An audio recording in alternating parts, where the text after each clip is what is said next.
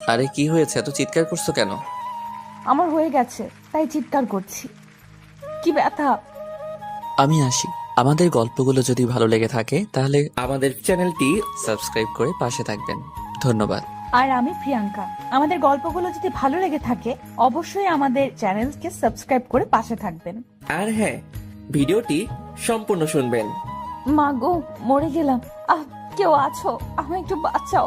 উফ, কি ব্যথা! আরে কি হয়েছে, এত চিৎকার করছো কেন?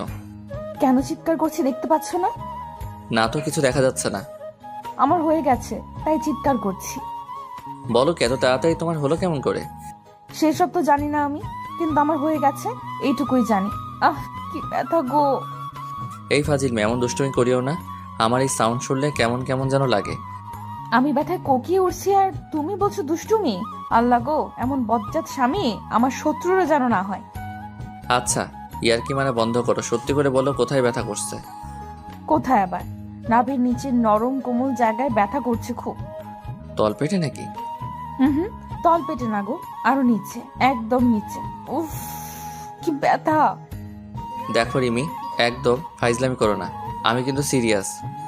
আমার কি কোনো কাজ নেই নাকি যে তোমার সাথে অযথা ফাজলামি করব? সত্যি ব্যথা করছে। আচ্ছা তাহলে আমায় দেখাও, আমি মালিশ করে দিচ্ছি। রাজ কথাটা বলতেই রিমির পাশে বসে পড়লো। রিমি একটু অদ্ভুত ভাবে রাজের দিকে তাকাচ্ছে। রাজ রিমির এই অদ্ভুত তাকানোর মানে বুঝতে পারছে না। মেয়েটি সত্যিই ব্যথা পাচ্ছে নাকি শুধু শুধু এমন করছে। কিছুই বোঝার উপায় নেই রাজের কাছে। রাজ রিমির পাশে বসে রিমির শাড়িটা ধরে আলতো করে খুলে নিল। শাড়িটা খুলে দিয়ে রিমির হাঁটুর উপর তুলে দিতেই রিমি হকচকিয়ে উঠে বসে পড়ে। রাজকে উদ্দেশ্য করে বলল, কোথায় আবার? তুমি না বললে নাভির নিচের নরম জায়গায় ব্যথা করছে? ওখানেই হাত দিচ্ছি। ছি, তুমি আসলে একটা লুচ্চা লোক তো। হুটহাট করে জায়গা মতো হাত চালান করে দাও কেন?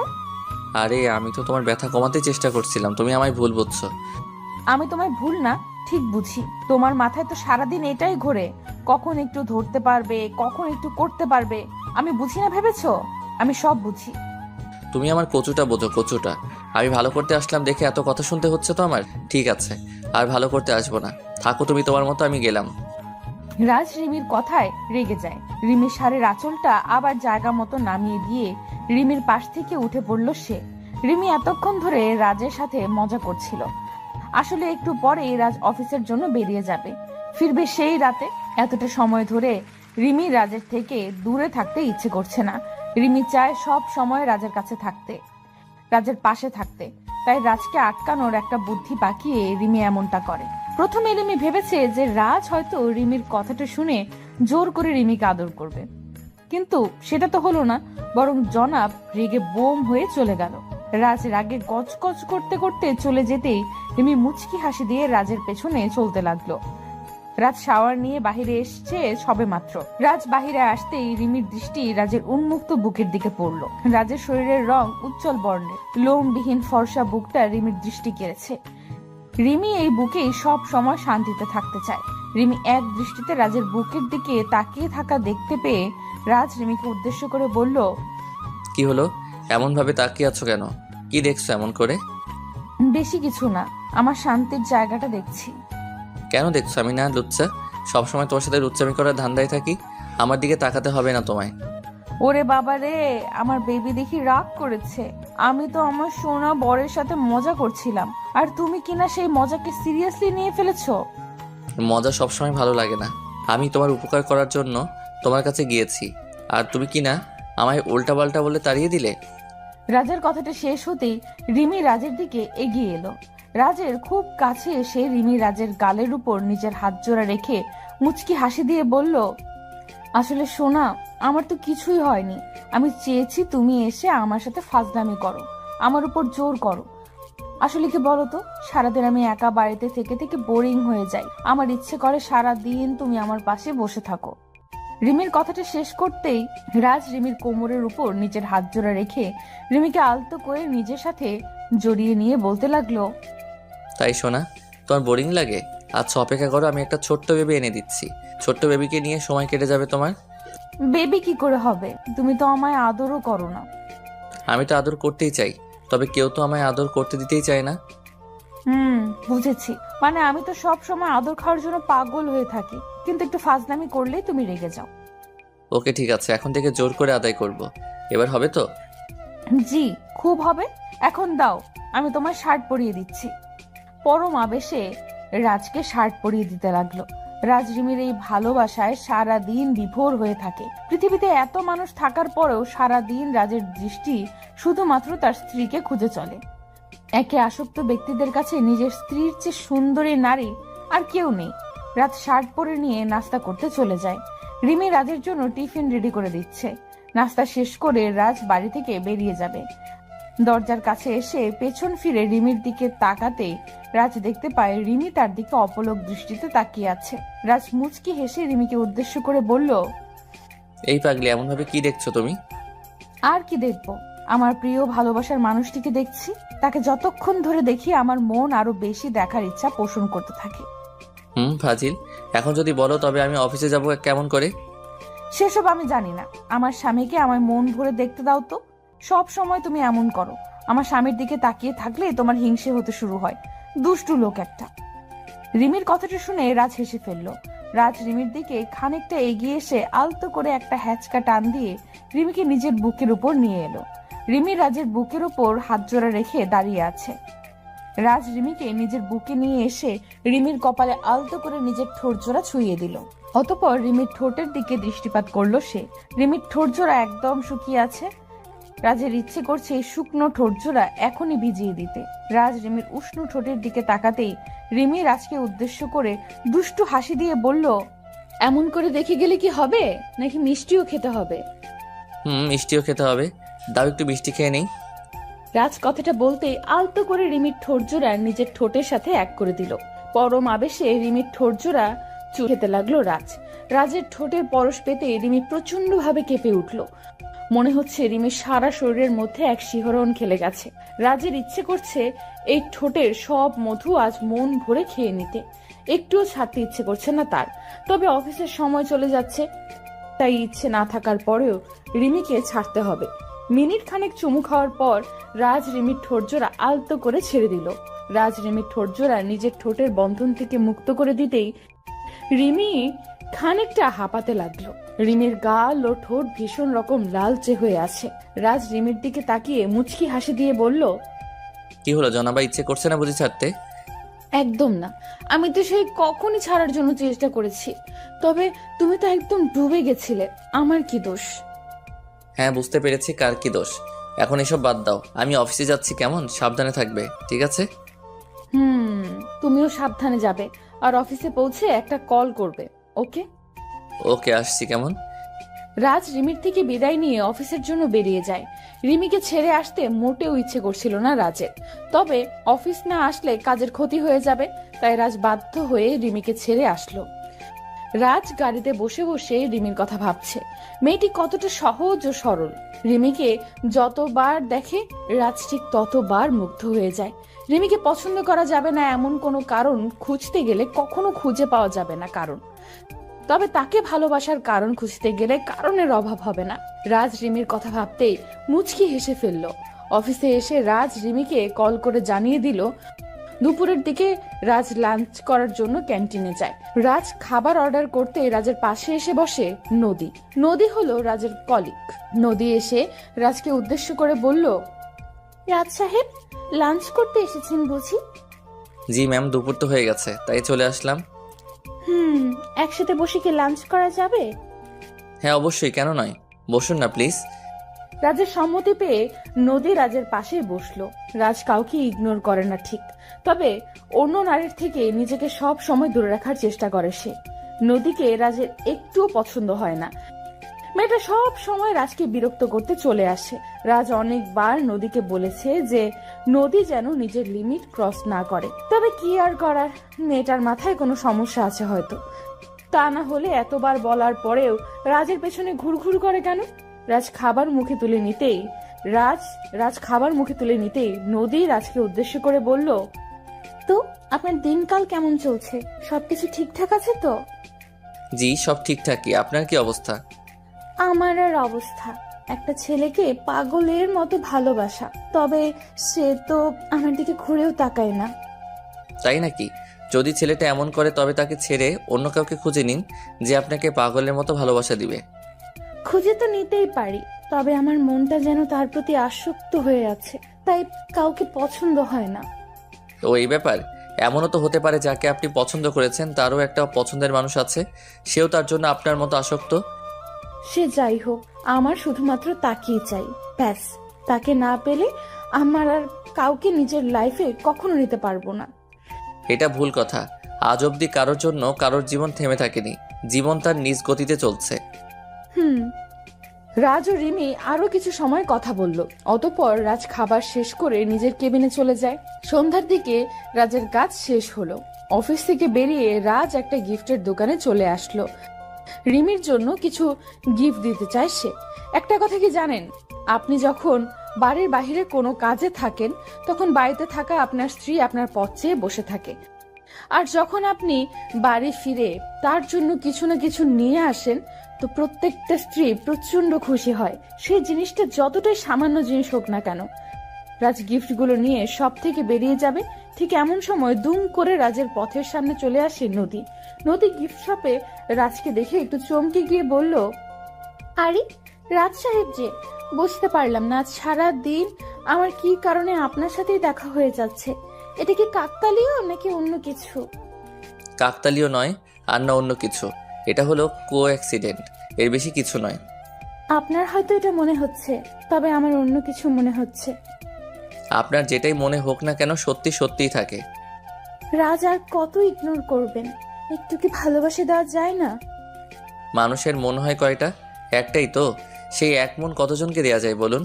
আমি বিবাহিত, আর আমি আমার স্ত্রীকে প্রচণ্ড ভালোবাসি। তার জায়গায় আর কেউ কখনো আসতে পারবে না। বিয়ে হয়ে গেছে দেখে কি হয়েছে? আমার মধ্যে কি এমন নেই যা আপনার স্ত্রীর কাছে আছে? বলুন আমায়। ভালো একটা মন, যেটা আপনার নেই। একটা কথা জানেন, নারীরা নারীদের শত্রু হয়ে থাকে। এই কথাটার সেরা উদাহরণ আপনি নিজেই। নিজের মাইন্ডকে বদলে ফেলুন, ভালো থাকতে পারবেন। রাজ কথাটা বলতেই একটা বাঁকা হাসি দিল। অতঃপর নদীকে এড়িয়ে গিয়ে সব থেকে বেরিয়ে এলো। রাজ গাড়িতে বসে রিমির কথা ভাবছে। মেয়েটা এই গিফটগুলো দেখলে একদম বাচ্চাদের মতো করে তাকে জড়িয়ে ধরবে। আসলে ভালোবাসা কতটা সুন্দর, তাই না? নিজের প্রিয়জনের খুশির থেকে দামি আর কিচ্ছু হতে পারে না। রাজ বাড়ি এসে কলিং বেল বাজাতে রিমি দৌড়ে এসে দরজা খুলে দিল। রাজ রিমির দিকে তাকাতেই রাজের মনটা শান্ত হয়ে গেল। পাগলিটা রাজকে দেখে মিষ্টি একটা হাসি দিল। রাজ বাড়িতে এসে আর কোনো দিকে না তাকিয়ে নিজের প্রিয়তমা স্ত্রীকে নিজের বুকের সাথে মিশিয়ে নিল। রিমিও ছোট বাচ্চার মতো রাজের বুকে মুখ লুকিয়ে আদুরে গলায় বলতে লাগলো, এখন সময় হলো আসার। জানো, সন্ধ্যা থেকে শুধু অপেক্ষাই করছি কখন তুমি আসবে। তাই যান, আসলে একটু আড্ডা মারছিলাম তাই আসতে লেট হয়ে গেছে। আর আড্ডা মারবো না।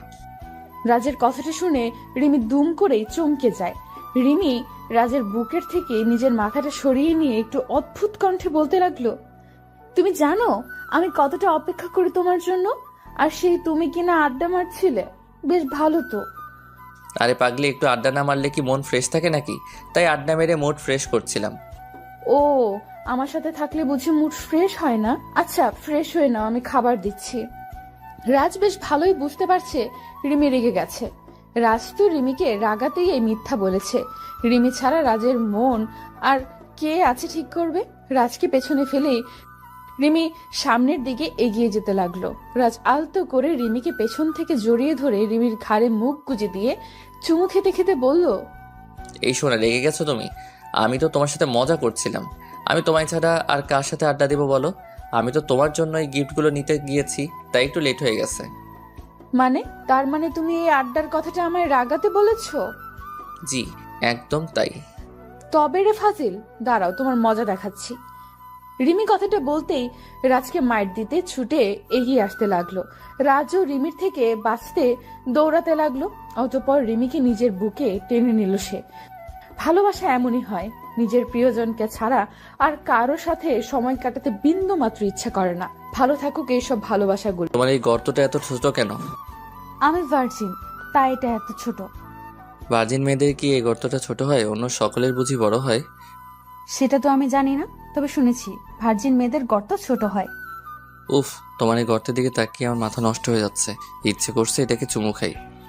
ছি, এদিকে কি চুমু খাওয়া যায় নাকি? তোমার কি মুখে কিছু আটকায় না? তুমি আমার ভালোবাসার মানুষ, আর নিজের ভালোবাসার মানুষের সাথে কথা বলতে গেলে কি হিসেব করতে হয় নাকি? এই শুভ, তুমি এমন করে বলো না গো, আমার অদ্ভুত রকম লাগছে। আমার সামনে বের করে রাখতে সমস্যা হয়নি, আর আমি বললেই যত সমস্যা। ফাজিল মেয়ে একটা। আহ, ছাড়ো প্লিজ, লাগছে তো। শুভ নীলার কোনো কথা শুনলো না, আলতো করে নীলার পেটের উপর নিজের হাত ছুঁয়ে দিল। শুভর হাতের স্পর্শ পেতেই নীলার সারা শরীরের মধ্যে অদ্ভুত শিহরণ খেলে গেল। নীলা মৃদু কম্পিত হয়ে শুভর শার্ট দুই হাতে চেপে ধরে আছে। শুভ নীলার নাভির উপর আলতো করে হাত বুলিয়ে দিচ্ছে। আজ নীলার আর শুভর রুম ডেট। 2 বছরের রিলেশনের মধ্যে যদিও একবারও তাদের রুম ডেট হয়নি, এটাই প্রথম রুম ডেট। রুম ডেটের কথা শুনে নীলা তো পুরো ভয় পেয়ে যায়। নীলার ভয়েরও যথেষ্ট কারণ ছিল। ভালোবাসা যতটাই থাকুক না কেন, দিন শেষে তো তারা দুটি ভিন্ন মানুষ। তাদের মধ্যে কোনো প্রকার বৈবাহিক সম্পর্ক নেই। যদি শুভ তাকে জোর করে তখন কি হবে, এটা ভেবেই নীলা ভয় পাচ্ছিল। সরাসরি 2 বার না করে দিলেও পর মুহূর্তে খানিকটা বাধ্য হলো সে। ভালোবাসার মানুষটির আবদার পূরণ না করলে সে কষ্ট পাবে। নীলা শুভকে নিজের জীবনের থেকেও বেশি ভালোবাসে, আর তার ভালোবাসার টানে নীলা ছুটে আসে শুভর কাছে। রুম ডেটে গিয়েই নীলা শুভর সাথে আলাদা একটা রুমে চলে আসে। রুমে বসতে গিয়েই আচমকা ভুল করে নীলার পেটের উপর থেকে শাড়ির আঁচলটা সরে যায়, যার কারণে নীলার নাভিটা শুভর চোখের সামনে স্পষ্ট হয়ে যায়। শুভ নীলার নাভি দেখতেই একটা ঘোরে চলে যায়, অপলক দৃষ্টিতে তাকিয়ে থাকে নীলার নাভির দিক। তারপর কি হলো তা তো দেখলেনি। শুভ নীলার নাভিতে হাত বুলিয়ে দিতে লাগলো। কিছু সময় হাত বুলিয়ে দিতেই নীলা খানিকটা বিরক্ত হয়ে যায়। দুম করে শুভর হাত নিজের পেটের ওপর থেকে সরিয়ে দিয়ে নীলা বলতে লাগলো, এসব কি হচ্ছে? তোমায় না বলেছি আমার এসব পছন্দ নয়? তোমার পছন্দ না হতেই পারে, তবে আমার তো বেশ পছন্দ। ইচ্ছে করছে ঠোঁটের পরশ এঁকে দিতে। শুভ, কন্ট্রোল করো নিজেকে। এইসব একদম উচিত নয়। আমাদের মধ্যে এখনো বিয়ের কোনো সম্পর্ক হয়নি। বিয়ের সম্পর্ক থেকে বড় সম্পর্ক আমাদের মাঝে আছে, আর সেটা হলো ভালোবাসার সম্পর্ক। প্লিজ নীলা, বোঝার চেষ্টা করো। না, আমি কিছু বুঝতে চাই না। আমার এসব একদম অপছন্দ লাগছে। আমি আসছি। নীলা কথাটা বলতেই শুভর পাশ থেকে উঠে পড়তে চেষ্টা করলো। শুভ নীলার দিকে তাকিয়ে থেকে হঠাৎ করে নীলাকে ভীষণ অবাক করে দিয়ে দুম করে নীলার হাত শক্ত করে চেপে ধরলো। নীলা অবাক হয়ে শুভর দিকে তাকিয়ে আছে। কি করছে শুভ? কিছুই বুঝতে পারছে না সে। শুভ নীলার হাত ধরে একটা হ্যাচকা টান দিয়ে নীলাকে নিজের কোলের উপর নিয়ে নিল। নীলা শুভর কোলে আসতেই শুভর মুখের উপর নীলার চুলগুলো গিয়ে পড়ল। শুভ নীলার চুলে মিষ্টি গন্ধ মন ভরে গ্রহণ করছে। নীলা ঘোর কাটিয়ে ওঠার আগেই শুভ নীলার ঘাড়ের ওপর নিজের মুখ ঘষতে লাগলো। নীলা চোখ বন্ধ করে আছে। নীলা বেশ ভালোই বুঝতে পারছে যে শুভ তাকে জোর করছে। নীলা চেষ্টা করছেও শুভকে নিজের থেকে দূরে রাখতে, শুভর কাছ থেকে নিজেকে সরিয়ে নিতে। তবে কোনো কিছুতেই কি লাভ হচ্ছে না। শুভ নীলার কোমর ধরে আছে। শুভর স্পর্শে নীলার মনের মধ্যে এক অদ্ভুত ভালো লাগা কাজ করতে লাগলো। নীলা যেন নিজের উপর সম্পূর্ণভাবে নিয়ন্ত্রণ হারিয়ে ফেললো। শুভ নীলার ঘাড়ে গলায় পাগলের মতো চুমু খেয়ে চলেছে। নীলা চোখ বন্ধ করে শুভকে উদ্দেশ্য করে কাপা কাপা গলায় বলতে লাগলো, শুভ প্লিজ, এমন করিও না। আমার সারা শরীরের মধ্যে অদ্ভুত অনুভূতি কাজ করছে। এই অদ্ভুত অনুভূতি কাজ করার মানে কি জানো তুমি? আমার প্রত্যেকটা স্পর্শ তোমার মনকে রাঙিয়ে দিচ্ছে। ঝড় তুলতে চাইছে তোমার মনে। এবার তো একটু বোঝো। কিন্তু এটা তো ঠিক না শুভ, এটাকে পাপ বলে। আজ আমাদের মাঝে কিছু হয়ে গেলে পরে যদি আমায় আর তোমার ভালো না লাগে, তখন কি করব আমি? আমার জীবনটা নষ্ট হয়ে যাবে। তোমার কি তোমার শুভর উপর একটু ভরসা ও বিশ্বাস নেই? তোমার শুভ কি কোনোদিন তোমায় অস্বীকার করতে পারে? তোমার প্রতি আমার সম্পূর্ণ বিশ্বাস আছে, তবে একটা কথা আমার ভয় করছে খুব। মুখ আর মানুষ চেনা এক কথা নয়। তুমি চিন্তা করিও না, সব ঠিক করে দিব আমি। শুভ নিজের কথায় নীলাকে ভুলিয়ে নিল। আজ শুভর মন পূর্ণতার নেশায় আসক্ত হয়ে আছে। খুব বেশি করে নীলাকে নিজের কাছে পেতে চায় শুভ, এতটা কাছে যে তাদের মাঝে 1 ইঞ্চিও দূরত্ব শুভ সহ্য হচ্ছে না। নীলা আর কিচ্ছু বলতে পারলো না। শুভর প্রতি তার অগাধ বিশ্বাস আছে। শুভ আর যাই করুক না কেন নীলাকে কখনো ঠকাতে পারে না। নীলাও আর বাধা দিল না। শুভর প্রত্যেকটা স্পর্শে সমানভাবে রেসপন্স করলো নীলা। শুভ নীলার ঠোঁট জোড়া নিজের দখলে নিয়ে পাগলের মতো চুমু খেতে লাগলো। নীলা কিছু সময় নিশ্চুপ থাকার পর নিজেকে আর সামলাতে পারলো না। শুভর সাথে সেও পাগলের মতো আদর করতে লাগলো। দুজন যেন একে অপরের মাঝে ডুবে যেতে ব্যাকুল হয়ে আছে। শুভ নীলার শরীর থেকে একটু একটু করে সমস্ত পোশাক খুলে ফেলে দিল। নীলা এখন শুভর সামনে উন্মুক্ত হয়ে আছে। উন্মুক্ত নীলাকে দেখে শুভর চোখে মুখে এক অজানা নেশার ছাপ স্পষ্ট হয়ে গেল। নীলা বুঝতে পেরে গেছে যে তার প্রিয়জনের আসলে এখন কি চাই। নীলা নিজেকে সম্পূর্ণভাবে শুভর সামনে তুলে ধরল। দুজন পূর্ণতার নেশায় মেতে উঠল। কিছু সময়ের জন্য তারা ভুলেই গেছে যে তারা যেটা করছে সেটা ভালোবাসা নয়, নিছক আকর্ষণ মাত্র। নীলা আর শুভ একে অপরের মাঝে সম্পূর্ণভাবে হারিয়ে গেল। পাগলের মতো আদর করতে থাকলো দুজন দুজনকে। আদর পর্ব শেষ হলো প্রায় ঘন্টাখানেক পরে। নীলা ক্লান্ত হয়ে বিছানায় শুয়ে আছে। নিজের নগ্নতা ঢাকার বিন্দু মাত্র শক্তিও যেন তার শরীরে নেই। শুভ ক্লান্ত হয়ে গেছে। নীলার বুকের ওপর মাথা রেখে শুয়ে আছে সে। নিশ্চুপ হয়ে কিছু সময় দুজন একে অপরকে জড়িয়ে ধরে শুয়ে থাকার পর সকল নীরবতা ভেঙে শুভ নীলাকে উদ্দেশ্য করে বলল, চুপ করে আছো কেন? কি হয়েছে? কিছু হয়নি। আমার মাথা ও সারা শরীর ব্যথা করছে ভীষণ। ভার্জিন মেয়েদের একটু ব্যথা হবেই, পেইন কিলার খেয়ে নিলেই ব্যথা কমে যাবে। আচ্ছা, তুমি তবে একটু রেস্ট করো, আমি ফ্রেশ হয়ে আসছি। শুভ কথাটা বলতেই নীলার উপর থেকে উঠে যায়। শুভ উঠে পড়তেই নীলা চাদর টেনে নিয়ে নিজের শরীর ঢেকে নিল। মনের মধ্যে এতক্ষণ কোনো প্রশ্ন উদয় না হলেও এখন অনেক প্রশ্ন মনের মধ্যে উদয় হয়েছে অধরার। মনের মধ্যে এতক্ষণ কোনো প্রশ্ন উদয় না হলেও এখন অনেক প্রশ্ন মনের মধ্যে উদয় হয়েছে নীলার। বারবার মনে হচ্ছে শুভ শুধু তাকে শারীরিকভাবে ভোগ করার জন্য এমন ভালোবাসার নাটক করছে। মন থেকে নীলাকে শুভ ভালোবাসে না, কিন্তু যদি শুভ নীলাকে মন থেকেই ভালো না বাসে তবে সেটা তো শুভর আচরণে প্রকাশ পেত। এমন কিছু তো নীলার চোখে পড়েনি। নীলা আর কিচ্ছু ভাবতে পারছে না। নিজের সব থেকে দামি সম্পদ, নিজের সম্মান আজ বিসর্জন দিতে হয়েছে ভালোবাসার কাছে। নিজের কাছে নিজেকে বড্ড ছোট মনে হচ্ছে তার। নীলার অজান্তেই চোখের কোণে পানি এসে জমা হলো। শুভ ফ্রেশ হয়ে এসে নীলাকে ঠায় শুয়ে থাকতে দেখে বলল, কি হলো, এখন শুয়ে আছো যে? ফ্রেশ হবে না নাকি? নীলা নিশ্চুপ। শুভর প্রশ্নের কোনো উত্তর সে দিল না। শুভ আর বুঝতে বাকি নেই যে নীলার মনটা খারাপ হয়ে গেছে। শুভ নীলার দিকে এগিয়ে এসে নীলার কপালে হাত রেখে বলল, দেখো নীলা, আমরা একে অপরের জন্য জন্মেছি। আমাদের মাঝে কোনোদিন বিচ্ছেদ নামক কোনো শব্দ আসবে না, তুমি আমায় বিশ্বাস করতে পারো। এখনো মন খারাপ করে আছো? আরে যেটা একটা না একটা দিন হবার ছিল সেটা আজ হয়ে গেল, এতে কষ্ট পাওয়ার মতো কি আছে? কষ্ট পাচ্ছি না, ঠিক আছি আমি। আচ্ছা, তবে চলো ফ্রেশ হয়ে নাও, বাড়ি ফিরতে হবে তো নাকি? আসছি, ওয়েট করো। নীলা বিছানা থেকে উঠে ফ্রেশ হতে চলে যায়। বিছানা থেকে নীলা উঠে পড়তেই শুভর চোখ বিছানার উপর পড়লো। খানেক জায়গায় রক্তের দাগ লেগে আছে। রক্তের দাগগুলো দেখে শুভর মনটা খারাপ হয়ে যায়। আসলে নীলার সাথে এত জোর করে এই কাজটা করা উচিত হয়নি তার। মেয়েটার মনটা একদম নরম, বেশি কিছুর প্রয়োজন না। একটু ভালোবাসাই তো চেয়েছে সে, শুধু শুধু কষ্ট দিয়ে ফেললাম। কথাটা আপন মনে বলল শুভ। নীলা ফ্রেশ হয়ে বাইরে আসতেই শুভ নীলার দিকে এগিয়ে যায়। নীলা ঠিকমতো সোজা হয়ে দাঁড়াতে পারছে না, হয়তো তার শরীর একটু অসুস্থ হয়ে আছে। শুভ নীলার কোমর ধরে আলতো করে খুঁড়িয়ে খুঁড়িয়ে নীলাকে রুম থেকে নিয়ে সোজা চলে আসে গাড়িতে। শুভ নীলাকে গাড়িতে বসিয়ে গাড়ি নিয়ে বেরিয়ে পড়ল। কিছু দূর ড্রাইভ করতেই শুভ দেখতে পেল রাস্তার পাশে একটা ফার্মেসির দোকান খোলা আছে। শুভ গাড়িতে সাইডে পার্ক করে গাড়ি থেকে নেমে পড়ল। গাড়ি থেকে নেমে শুভ নীলার জন্য পেইন কিলার, কিছু মেডিসিন ও প্রোটেকশন পিল নিয়ে নিল। অতঃপর গাড়িতে এসে নীলাকে মেডিসিনগুলো দিল। নীলা মেডিসিনগুলো হাতে নিয়ে প্রশ্নসূচক কণ্ঠে শুভকে বলল, এইসব কিসের মেডিসিন? এটা হলো পেইন কিলার, ব্যথা কমে যাবে। আর এটা হলো সেফটি পিল, এটা নিলে বেবি আসবে না। শুভর কথাটা শুনে হয়তো নীলার একটুও পছন্দ হয়নি। নীলার মুখটা ফ্যাকাশে হয়ে গেল। নীলা গম্ভীর কণ্ঠে শুভকে উদ্দেশ্য করে বলল, তার মানে তুমি চাও না আমি তোমার বেবির মা হয়ে যাই? তাই তো এই পিল নিয়ে এসেছো, ঠিক বললাম তো? আরে পাগলি, এমন না, বিয়ের পর বেবি নিব, এখন এটা সেফটি হিসেবে কাজ করবে। প্রয়োজন নেই। আমাদের ভালোবাসার কারণেই আজ যখন আমাদের মাঝে শারীরিক সম্পর্ক হয়েছে, তখন আমি চাইছি এটাই আমাদের ভালোবাসার অংশ হয়ে পৃথিবীতে আসুক। নীলার কথাটা শুনে শুভ আর কিচ্ছু বলল না। মুচকি হাসি দিয়ে নীলার হাত থেকে সেফটি পিল নিয়ে গাড়ির দরজা দিয়ে ফেলে দিল।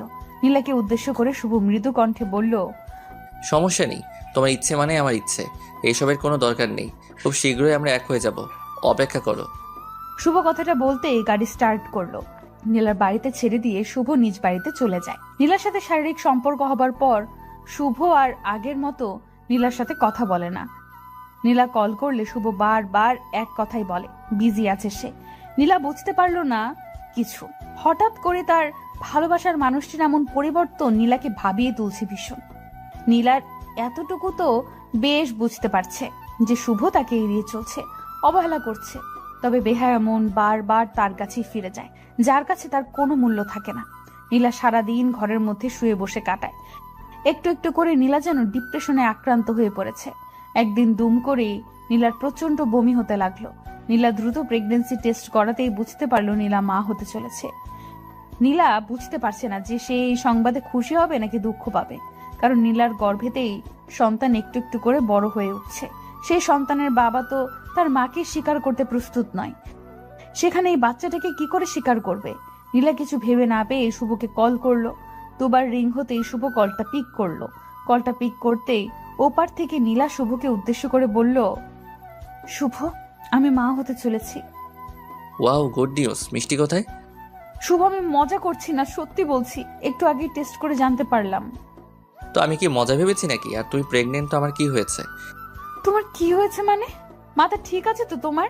কি সব পাগলের মতো বলছো? কি সব বলছি মানে? আমার মাথা আর আমি সব ঠিক আছে। তুমি বলো কি জন্য আমায় কল করেছো?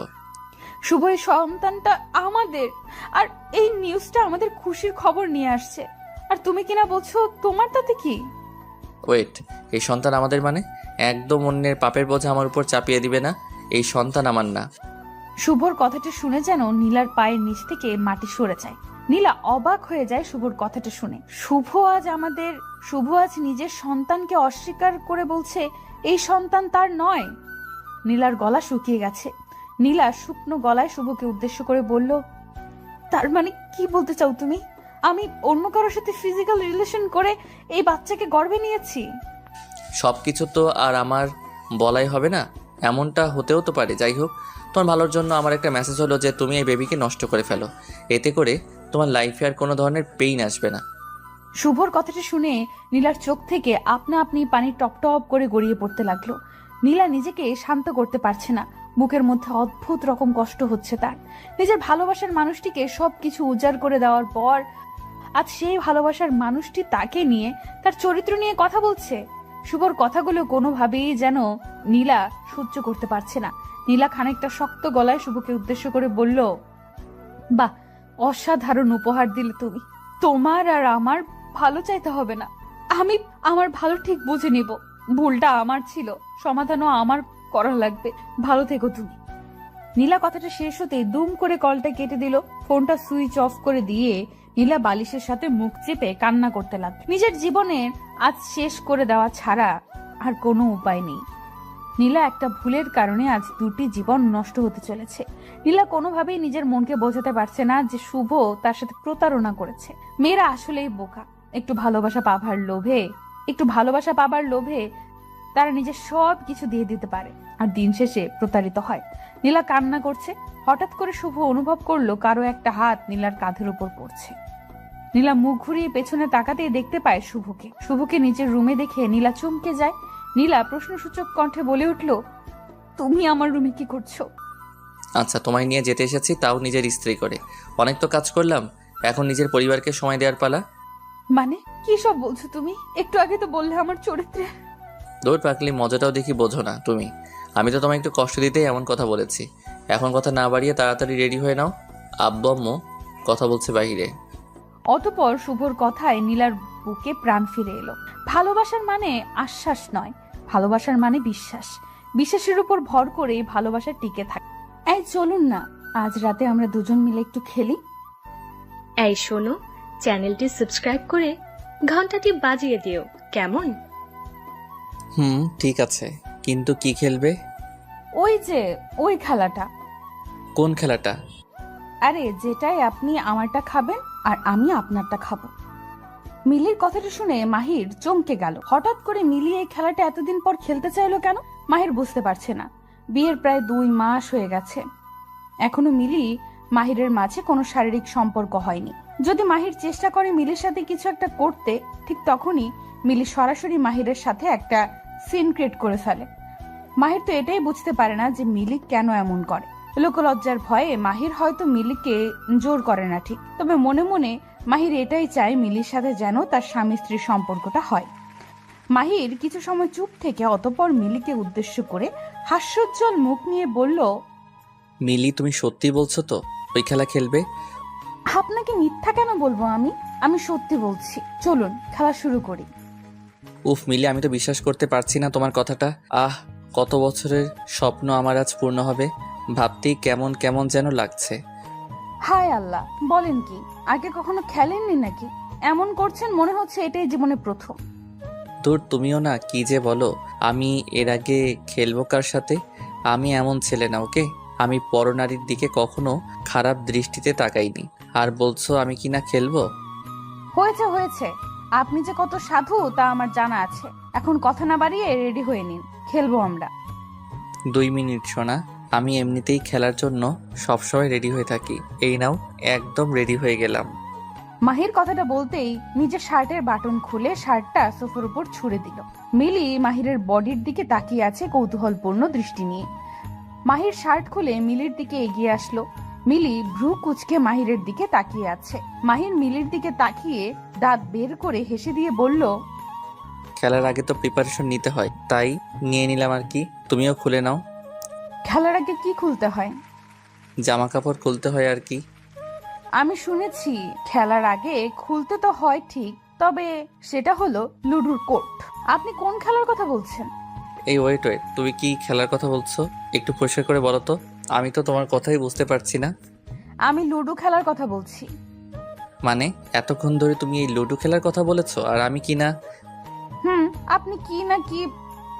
মিলি ভ্রু কুচকে কথাটা বলতেই মাহির কিছু সময় মাথাটা নিচু করে রেখে অতঃপর মাহির মিলির কাছে এসে বসলো আর মিলির হাত ধরে বলতে লাগলো, দেখো মিলে, আমার না ভীষণ ইচ্ছে করছে সব স্বামী স্ত্রী যা যা করে ওইসব করতে। তোমার কি কোনো ফিলিংস নেই? সবাই কি করে, আর আমার মধ্যে তো অনেক ফিলিংস আছে। বলুন আপনি কি করে আপনাকে ফিলিংস দেখাবো আমি? দেখো কি কি করে, তুমি শুধু চুপ করে আমার আদরগুলো অনুভব করো। বলুন আপনি কি করে আপনাকে ফিলিংস দেখাবো আমি?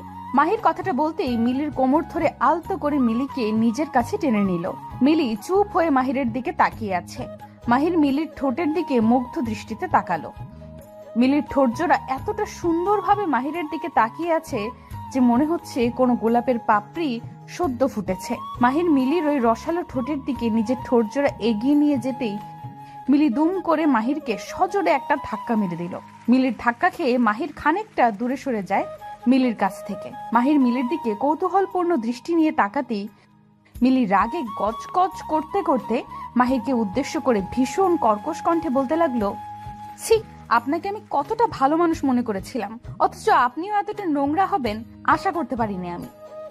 মিলি, আমি নোংরামির কি করলাম?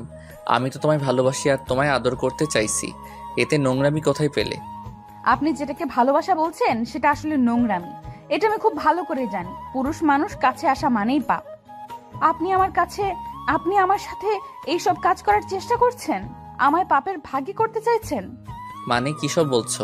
স্বামী স্ত্রী এইসব করবে না তো কি করবে? আর আমার বাবা মা আর তোমার বাবা মাও তো এইসব করেছে, এতে পাপের কি আছে? মাহিরের কথাটা হয়তো মিলির একটুও ভালো লাগেনি।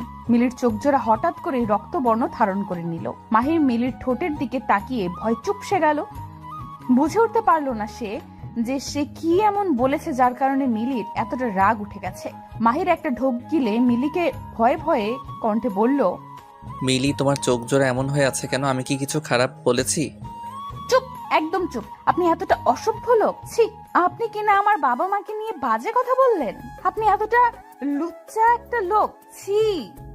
মিলি, কি বলছো জানো তুমি? স্বামী স্ত্রী এসব করে, এটা কোনো পাপ না। বিয়ের পর স্বামীর সাথে কিছু করাকে পাপ বলে না, একটু তো বোঝার চেষ্টা করো।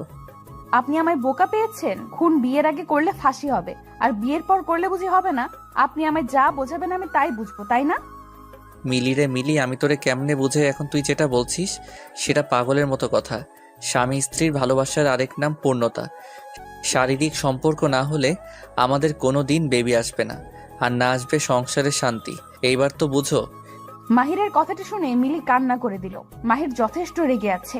আর বিয়ের পর থেকে মিলির এসব ফালতু কথা সহ্য করে চলেছে মাহির। আর কত সহ্য করবে সে? বিয়ের পর স্বামী স্ত্রীর মাঝে যদি কোনো সম্পর্ক নাই থাকে তবে বিয়ে করার কি আছে? মিলিকে কান্না করতে দেখে মাহির অবাক হয়ে যায়। হঠাৎ করে আবার কি হলো এই মেয়ের যে কান্না করতে লাগলো? মাহির মিলিকে উদ্দেশ্য করে বলল, এই আবার কি হলো তোমার? কান্না কেন করছো? মিলি মাহিরের কথায় কোনো উত্তর দিল না। কান্না করেই যাচ্ছে। মিলির কান্না দেখে মাহিরের মনে মনে রাগ হতে লাগলো। এখনই মিলির কান্নার শব্দ অন্য সবাই শুনতে পাবে আর এখানে ছুটে আসবে। মাহির নিজের মাথাকে একটু শান্ত করে মিলিকে উদ্দেশ্য করে বলল, দেখো মিলি, কান্না করিও না প্লিজ। তুমি এমনভাবে কান্না করলে এখনই কেউ চলে আসবে। প্লিজ কান্না করিও না। কান্না করবো না তো কি করব? আপনি আমায় বকেছেন। আমি আর এই বাড়িতে থাকবো না। আমি এক্ষুনি আমাদের বাড়িতে চলে যাব।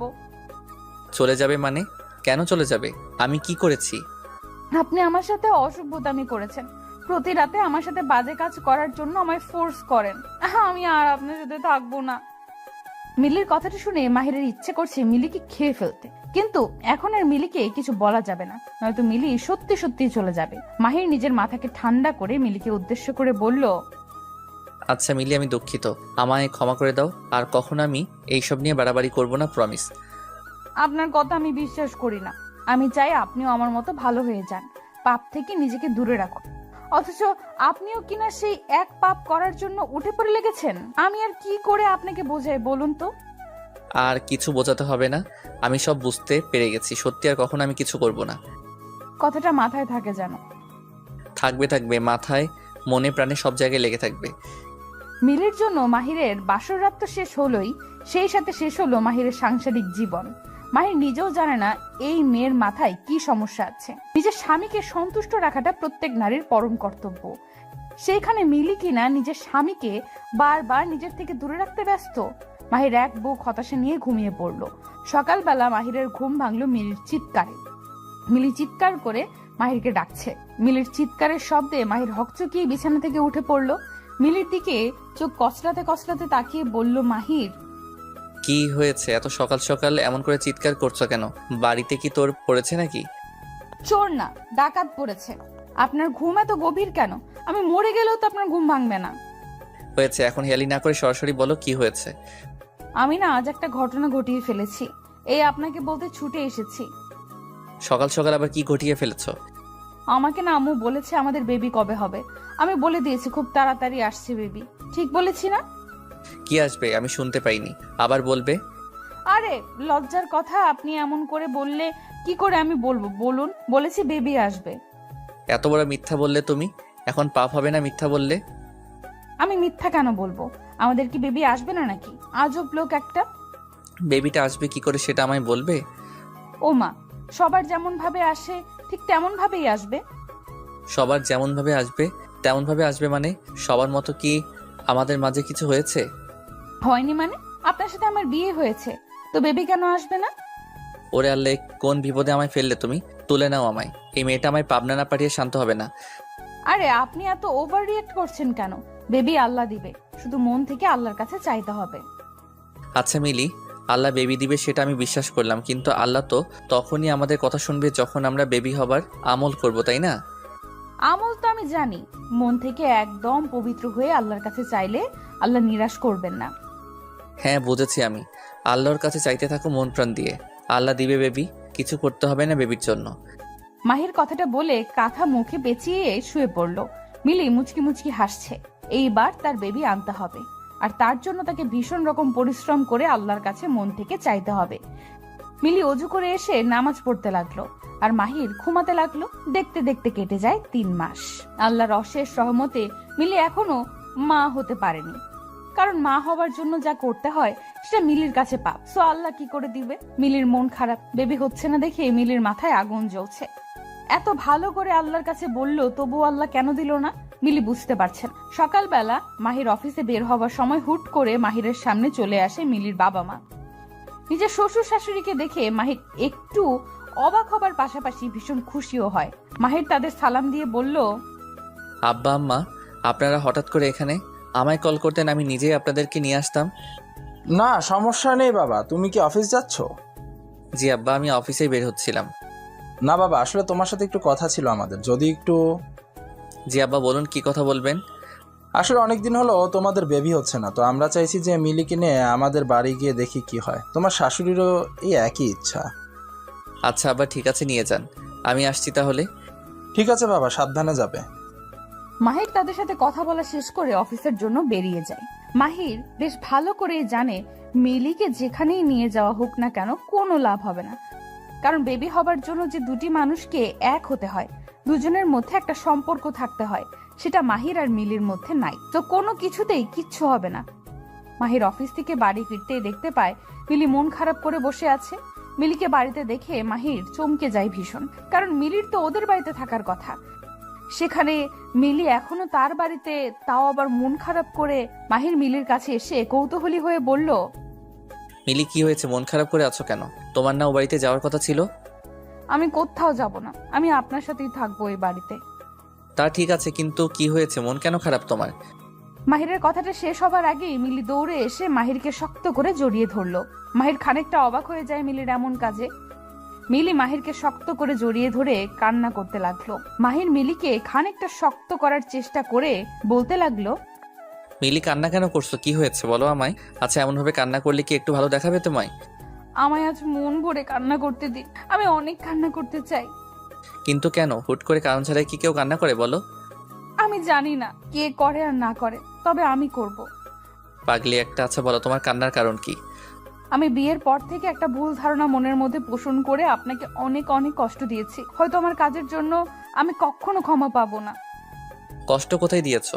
সব ঠিক আছে তো? আপনি আর একটাও কথা বলবেন না। কষ্ট দিয়েছি কি দেইনি তা আমি জানি, আপনি আমায় ক্ষমা করে দিন, আর কখনো আপনাকে কষ্ট দিব না আমি, প্রমিস। সেসব ঠিক আছে, কিন্তু হয়েছেটা কি? বিয়ের পর আমি যেটাকে পাপ বলতাম সেটা পাপ নয়, সেটাই আসল ভালোবাসা। এটা আমি এত পরে বুঝতে পেরেছি। আমার বেবি লাগবে, আপনার আদর লাগবে, আপনার ভালোবাসা লাগবে। প্লিজ আমায় ক্ষমা করে দিয়ে নিজের বাহু ডোরে আঁকড়ে নিন। পাগলি একটা। আমি তো আগেই বলেছিলাম এটা পাপ না, বরং ভালোবাসা। আমায় বোঝার ভুল ছিল, আমায় ক্ষমা করে দিন না প্লিজ। কান্না বন্ধ করো। আমি কখনো তোমার কাছে কষ্ট পাইনি, আর যখন কষ্ট পাইনি তখন ক্ষমা করার কি আছে? I love you. I love you so much. Mahir মিলিকে শক্ত করে নিজের বাহু ডোরে আঁকড়ে ধরলো। আজ আর তাদের দুজনের মাঝে বিন্দু মাত্র দূরত্ব নেই। দুটি হৃদয় ও মন আজ একসাথে। আপনি আমার দুধে হাত দিচ্ছেন কেন? আমি আম্মুকে বলে দিব।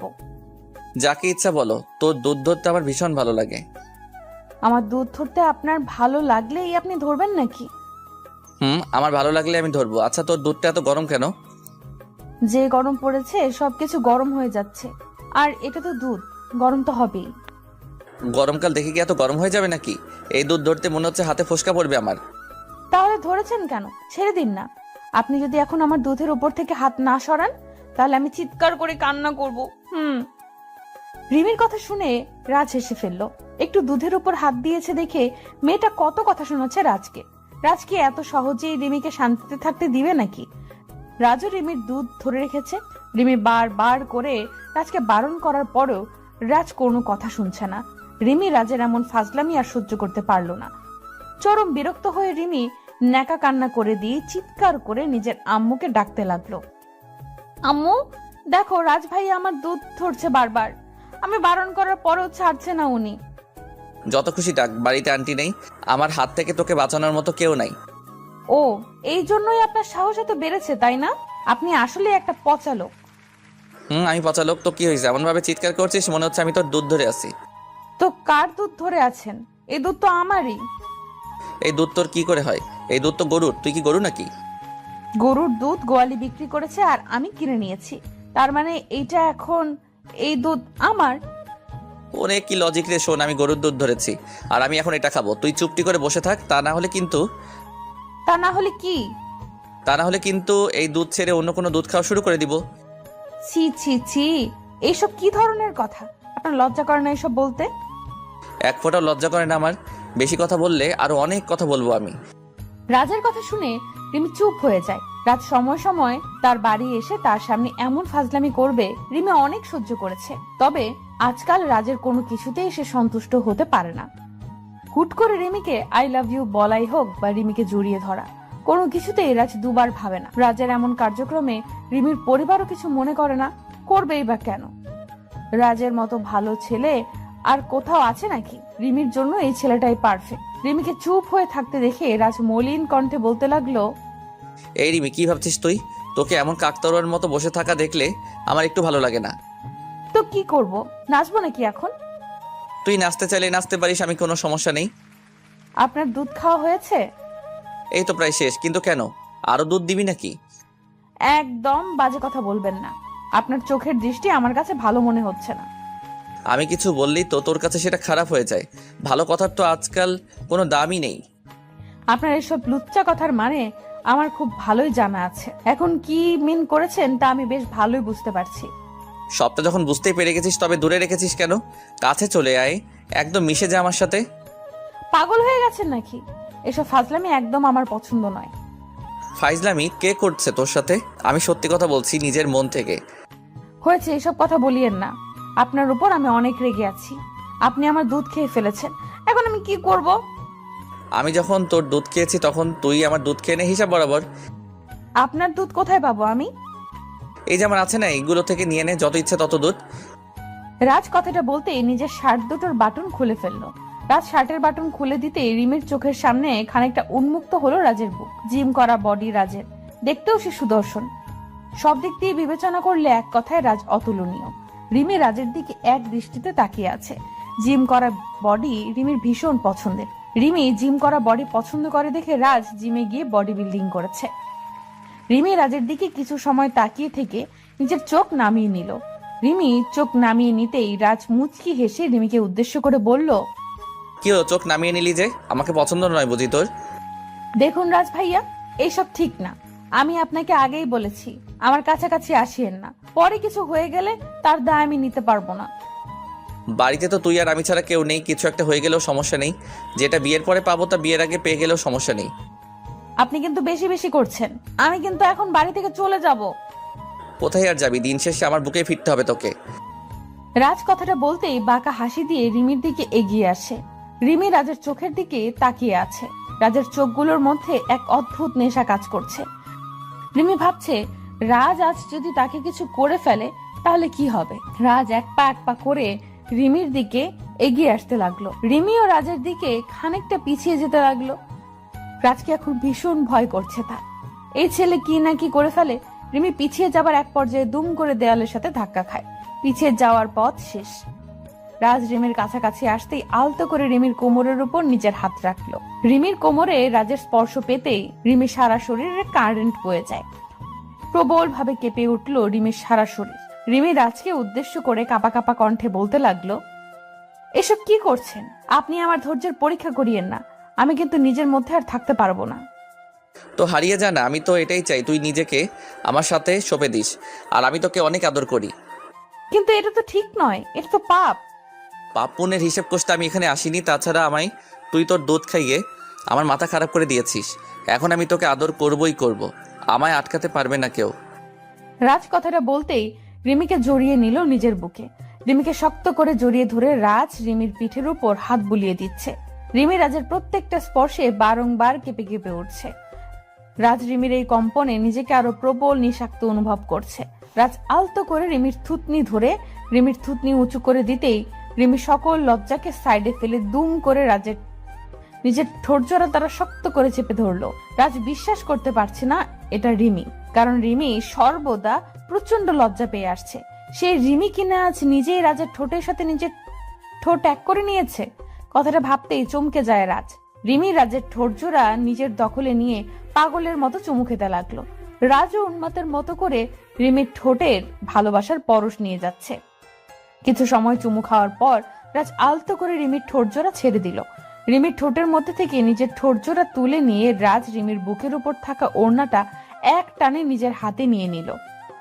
ওড়না সরে যেতেই রাজের সামনে রিমির বুকটা উন্মুক্ত হয়ে যায়।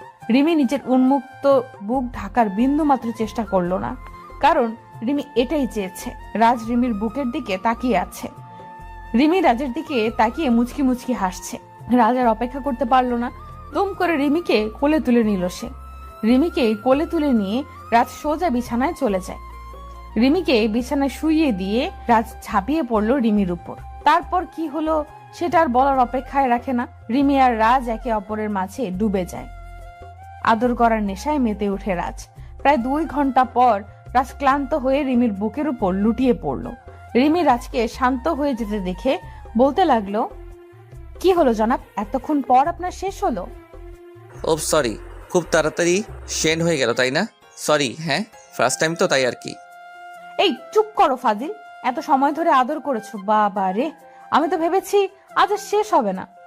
ইচ্ছে তো ছিল না শেষ করার, একবার শুরু হয়ে যাওয়ার পর আর থামতে ইচ্ছে করে না। এমন ভাবে চলতে থাকলে তোমার জন্য 2 দিন পর পর খাট কিনে আনতে হবে। তাই হয়তো আনতে হবে।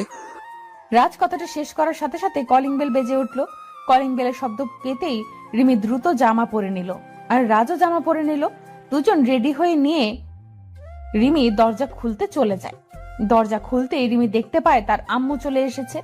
রিমির আম্মু রুমে প্রবেশ করতে করতে রিমিকে উদ্দেশ্য করে বলতে লাগলো, রাজ কি চলে গেছে নাকি এখনো আছে? না আম্মু, রাজ ভাইয়া এখনো রুমেই আছে। কিন্তু কেন? এমনি, ওর সাথে আমার কথা আছে। কি কথা আম্মু? সেটা তোকে বলতে হবে নাকি? রাজকে গিয়ে বল আমার রুমে আসতে। ঠিক আছে আম্মু, বলছি। রিমি নিজের আম্মুর সামনে থেকে সোজা চলে আসে রুমে। রিমির আম্মুর মুখ ভারী হয়েছিল। রিমির আম্মুর মুখটা দেখে রিমি বেশ বুঝতে পারলো যে তার আম্মুর মুড ভালো নেই।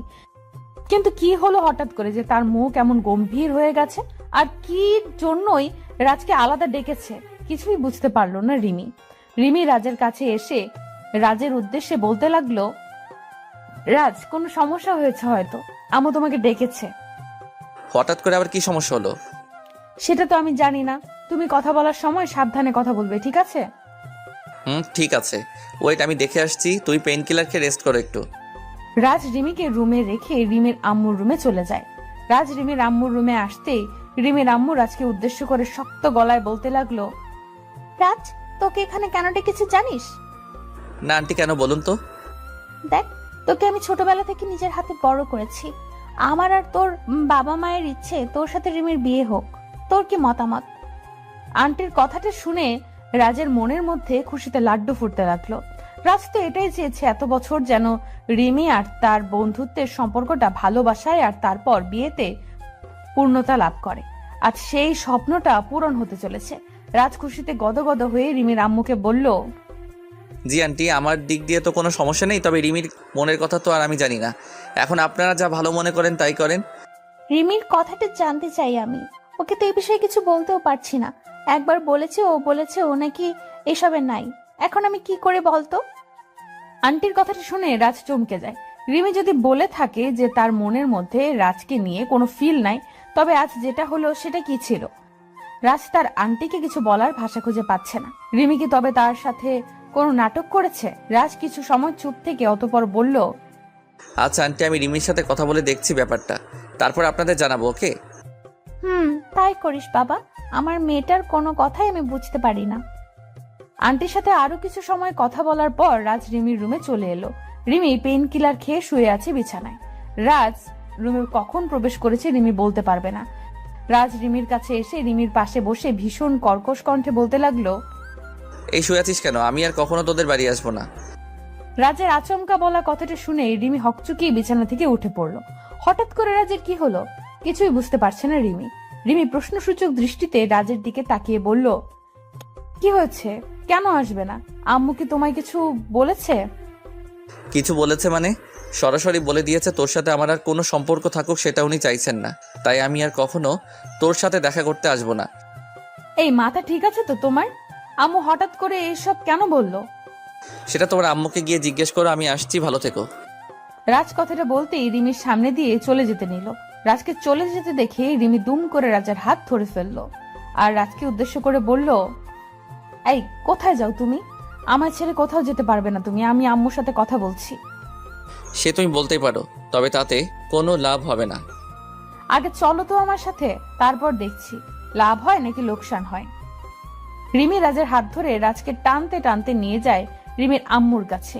রিমি তার আম্মুর কাছে এসে বলতে লাগলো, আম্মু, এটা কি হলো? তুমি না বললা রাজ ভাইয়ের সাথে আমার বিয়ে হবে, এখন আবার রাজ ভাইকে বলছো আমার থেকে দূরে থাকতে। এটা কি হচ্ছে? আমি রাজকে ভালোবাসি আর ওকেই নিজের করে পেতে চাই। রিমির কথা শুনে রিমির আম্মু মুখের উপর, আমার কলা ধরে আপনি কি করবেন? না, আপনার গলাটা দেখতে খুব সুন্দর আর বড় দেখাচ্ছে, তাই ধরতে ইচ্ছে হলো। তাই নাকি? এই কলা ধরার পর আপনার যদি খেতে ইচ্ছে হয় তখন কি হবে? কি আর হবে, একটু খেলে কি পাপ হবে নাকি? কি বলছেন? আমার কলা আপনি খেলে তো পাপ হবেই। পরপুরুষের কলা খাওয়া কি ভালো নাকি? আমি অত শত বুঝি না, আপনি আপনার কলা আমায় ধরতে দিবেন কিনা সেটা বলুন। এমনভাবে জেদ করছেন মনে হচ্ছে এই কলাটা আমার না আপনার। নিন ধরুন, আবার মুখে পড়ে ফেলবেন না যেন। ঈশান নিজের কলা ঈশার দিকে এগিয়ে দিতেই ঈশা লোভনীয় দৃষ্টিতে ঈশানের কলার দিকে দৃষ্টিপাত করলো। এত বড় কলা হয়তো ঈশা এর আগে দেখেনি। ঈশা কলাগুলো নিজের হাতে নিতেই ঈশানকে বলতে লাগলো, এত বড় কলা কোথা থেকে পেলেন? আমার তো দেখেই খেতে ইচ্ছে করছে। কোথা থেকে আবার? আমার নিজের কলা এটা। অনেক যত্ন নিয়ে এটাকে এত বড় করেছি। ভালো না লেগে উপায় আছে কি? সত্যি বলেছেন, এই কলাটা দেখে তো সেটাই মনে হচ্ছে। আমি অনেক দেখেছি কলা, তবে আপনারটার মতো এত সুন্দর কলা দেখিনি কারো কাছে। দেখবেন কেমন করে, সবাই কি আর এমন করে বানাতে পারে? জি, কিছু বললেন? না, বললাম সবার কাছে থাকলে কি আর আপনি আমার কাছে আসতেন কলা ধরার জন্য? কিছু মনে করবেন না, আপনার কথাগুলো আমার কেমন যেন ভালো মনে হচ্ছে না। কি করে মনে হবে? কারণ আমি কথাগুলোই তো এমনভাবে বলছি। কি আবার কিছু বললেন? না, বললাম শুধু কি কলাগুলো পছন্দ হয়েছে নাকি কলার মালিককেও পছন্দ হয়েছে? আপনাকে পছন্দ হওয়ার কি আছে, আপনার কলাগুলোই পছন্দ হয়েছে আমার। লে, এই প্রথম শুনলাম কোনো মেয়ের কলা পছন্দ হয়, অথচ কলার মালিককে পছন্দ হয় না। এটা কোনো কথা? হ্যাঁ, এটাই কথা। আচ্ছা বলুন, আপনার কলার দাম কত? মানে আমি দুটো কলা নিতে চাই। আমি ক্রয় করে নিয়ে এসেছি কি বিক্রি করার জন্য নাকি? আমি এগুলো বিক্রি করার জন্য নিয়ে আসিনি ম্যাম। ওকে, তাহলে বলুন কোথা থেকে নিয়েছেন, আমিও নিব। একবার বললাম তো আমার নিজের কলা। নিজের কলা কি আর কোথাও থেকে দিতে হয় নাকি? ও ঠিক আছে, আসছি তবে। ঈশা কথাটা বলতেই চলে যেতে নিল। ঈশান ঠায় দাঁড়িয়ে আছে। এত কষ্ট করে দীর্ঘ 2টি ঘন্টা দাঁড়িয়েছিল একটু ঈশার সাথে কথা বলার জন্য, অথচ ঈশার সাথে কথা বলার আগে ঈশা চলে যেতে চাইছে। এটা কি ঈশান মেনে নেবে নাকি?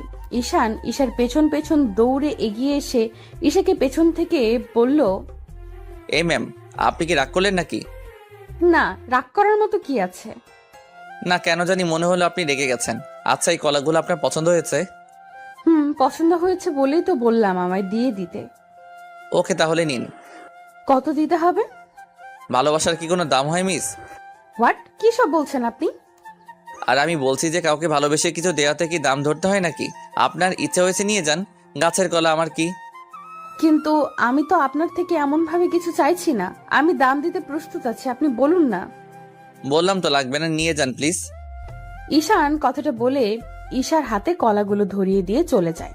ঈশা তো অবাক হয়ে আছে ঈশানের কাজে। ঈশানের সাথে ঈশার পরিচয় তেমন একটা গভীর সময়ের নয়। ঈশা আর ঈশান কলেজে যাওয়ার পথে একসাথে যায়, সেখান থেকেই তাদের পরিচয়।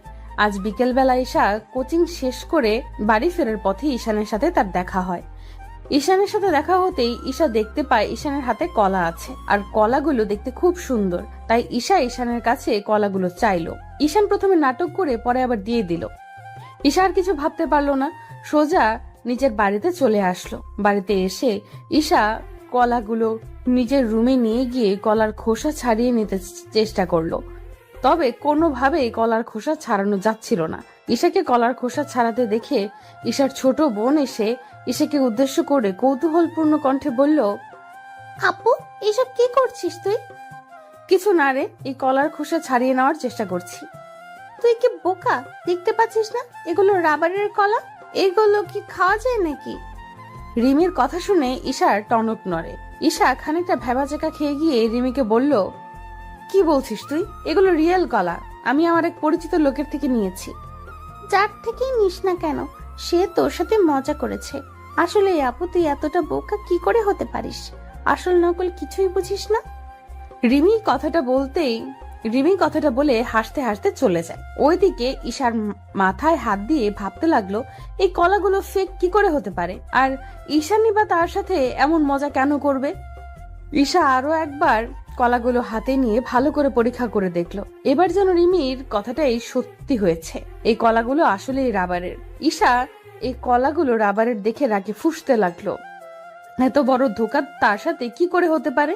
ঈশা রাগের কারণে কলাগুলো মাটিতে ছুঁড়ে মারলো। ইচ্ছা করছে ঈশার এক্ষুনি ঈশানের চুলগুলো টেনে ছিঁড়ে ফেলতে। কি অসম্ভব ছেলে একটা! এমন ভাবে কি কেউ কাউকে ধোঁকা দেয়? পরদিন সকালে ঈশা রেডি হয়ে কলেজে যাচ্ছে। কিছু দূর যাওয়ার পর ঈশা দেখতে পেল ঈশানও তার পেছনে পেছনে আসছে। ঈশা এই সময়ের জন্য অপেক্ষা করছিল। এখন ঈশানের থেকে তার জানতে হবে কেন ঈশান তার সাথে এত বড় প্রতারণা করলো। ঈশা রাস্তার পাশে দুম করে দাঁড়িয়ে পড়তেই ঈশান মুচকি হেসে ফেললো। ঈশান জানে ঈশা তার সাথে কথা বলার জন্যই দাঁড়িয়েছে, আর ঈশানও এটাই চাইতো যে ঈশা তার সাথে কথা বলুক। ঈশান ঈশার কাছাকাছি এগিয়ে আসতেই ঈশা ঈশানকে উদ্দেশ্য করে ভ্রু কুঁচকে বলল, এই ছেলে দাঁড়াও, তোমার সাথে আমার কথা আছে। জি বলুন, কি কথা? তুমি যে কলাগুলো গতকাল আমায় দিয়েছিলে ওগুলো ফেক কলা ছিল, রাইট? ফেক ছিল কেন, কি হয়েছে? একটা থাপ্পড় দিব, মাথার তার সব ঠিক মতো লেগে যাবে। আমার সাথে মজা করার সাহস কি করে হয় তোমার?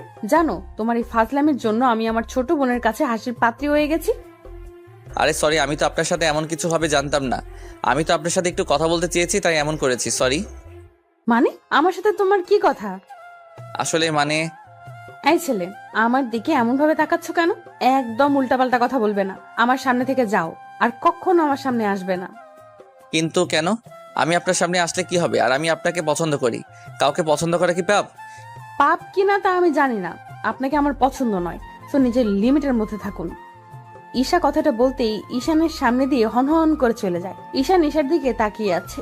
ঈশান ঈশাকে মন থেকে ভালোবাসে, আর ঈশানও জানে ঈশাও তাকে পছন্দ করে। কিন্তু হঠাৎ করে ঈশানকে মুখের উপর না করে দেওয়ার কারণ কি? ঈশান কিছু বুঝতে পারলো না। ঈশান কলেজ শেষ করে কলেজের সামনে কিছু সময় অপেক্ষা করার পর দেখলো ঈশা আসছে। ঈশান ঈশার সামনে এসে আবারও ঈশানকে বলল, ঈশা, আমি তোমার সাথে একটু কথা বলতে চাই। আমার সময় হবে না, সরি। প্লিজ 2 মিনিট একটু কথা বলেই আমি চলে যাব, প্রমিস। তোমার প্রমিস শোনার মতো কোনো মুড নেই আমার। এমন করিও না, আমার কথাটা শোনো, তারপর তোমার যা ইচ্ছা হয় বলো, আমি তাই করব, প্রমিস। ঠিক আছে, বলো কি বলবে। আমি তোমায় ভালোবাসি আর সারা জীবন তোমার সাথে থাকতে চাই। প্লিজ আমায় ফিরিয়ে দিও না তুমি। আমি তোমাকে ভালোবাসি না, হয়েছে কথা। আচ্ছা ঠিক আছে, আমায় শুধু এইটুকু বলো, কি কারণে আমায় ভালোবাসো না? আমার মধ্যে কি সমস্যা আছে বলো তুমি।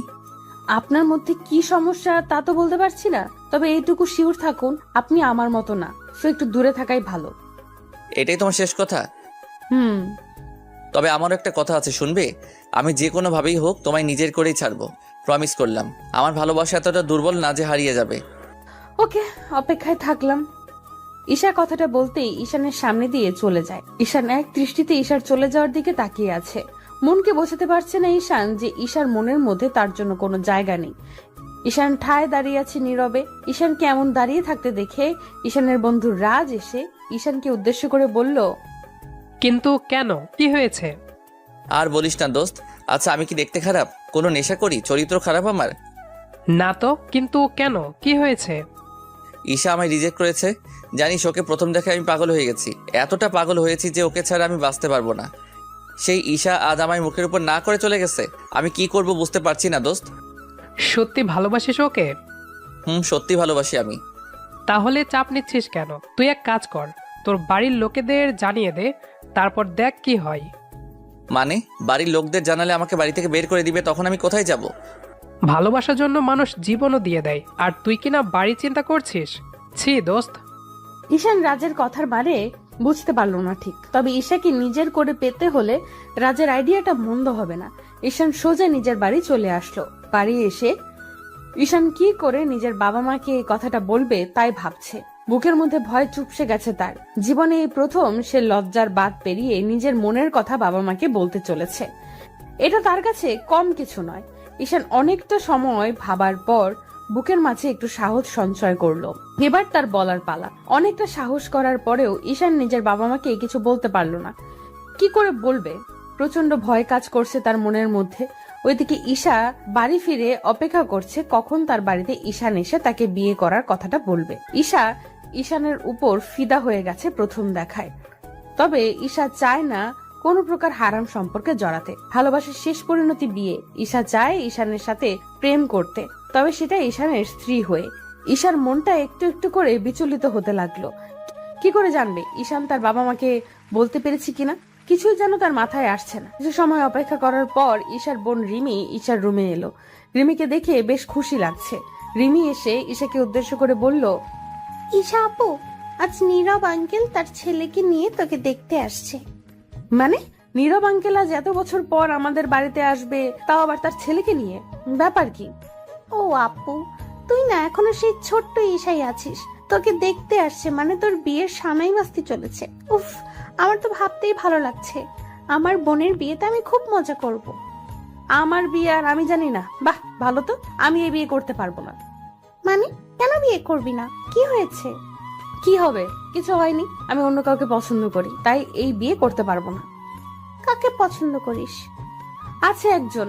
তুই এখন যা, আমার মাথা গরম আছে। ঈশা নিজের রুম থেকে রিমিকে তাড়িয়ে দিল। এমন খবর শোনার জন্য ঈশা মোটেও প্রস্তুত ছিল না। ঈশার তো মনে মনে ঠিক করে নিয়েছে ঈশানের সাথেই তার বিয়ে হবে। এখন আবার কোথা থেকে এই আঙ্কেল আর তার ছেলে চলে আসলো, কিছুই বুঝতে পারলো না ঈশা।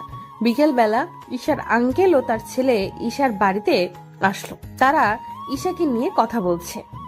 ঈশাকে খানিকটা বাধ্য করা হয় সাজতে। ঈশা মনে মনে সিদ্ধান্ত নিয়ে নিয়েছে এই ছেলেকে সে রিজেক্ট করবে আর ঈশানের জন্য অপেক্ষা করবে। কিছু সময় যাবার পর ঈশাকে তাদের সামনে আনা হলো। সবাই ঈশার দিকে তাকিয়ে আছে অপলক দৃষ্টিতে। ঈশার মা ঈশার মুখের উপর থেকে ঘুমটা তুলে দিতেই ঈশা চোখ তুলে তাকালো। চোখ তুলে তাকাতেই ঈশা চমকে উঠল। এই কি দেখছে সে? নিজের চোখকেও যেন বিশ্বাস করা দায় হয়ে পড়েছে তার। ঈশা দেখতে পেল তার সামনে বসে আছে ঈশান। ঈশানকে দেখে ঈশার ঠোঁটের কোণে হাসির ছাপ স্পষ্ট হয়ে পড়ল, তবে মুখের উপর কৌতূহলী ভাবটা কাটলো না। সকলের কথা বলা শেষ হতে ঈশা আর ঈশানকে আলাদা কথা বলার জন্য নিয়ে যাওয়া হলো। ঈশা আলাদা কথা বলতে এসেই ঈশানকে উদ্দেশ্য করে বলে উঠল, এই তুমি এখানে কেমন করে?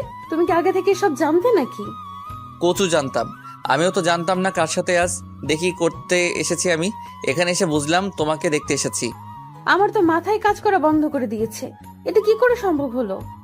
সত্যি ভালোবাসা এমনই হয়, পূর্ণতা ঠিক খুঁজে নেয়। আর আমি বলেছিলাম না আমার ভালোবাসা আমি পূর্ণতা দিব। বিধাতা হয়তো এটাই চেয়েছে। হয়তো বা। তো এখন বলো, ভালোবাসো কি আমায়? এখন কিছু বলতে পারবো না আমি। কিন্তু কেন? সেটা না হয় বাসরাতেই বলবো। ঈশার ঠোঁটের কোণে মিষ্টি হাসিটা দেখে ঈশানের আর বুঝতে বাকি থাকলো না যে ঈশার মনের কথাটা কি হতে পারে। যে ভালোবাসা বিধাতা নিজে তৈরি করে দেয়, সেই ভালোবাসাকে তুচ্ছ তাচ্ছিল্য করার সামর্থ্য কারোরই থাকে না।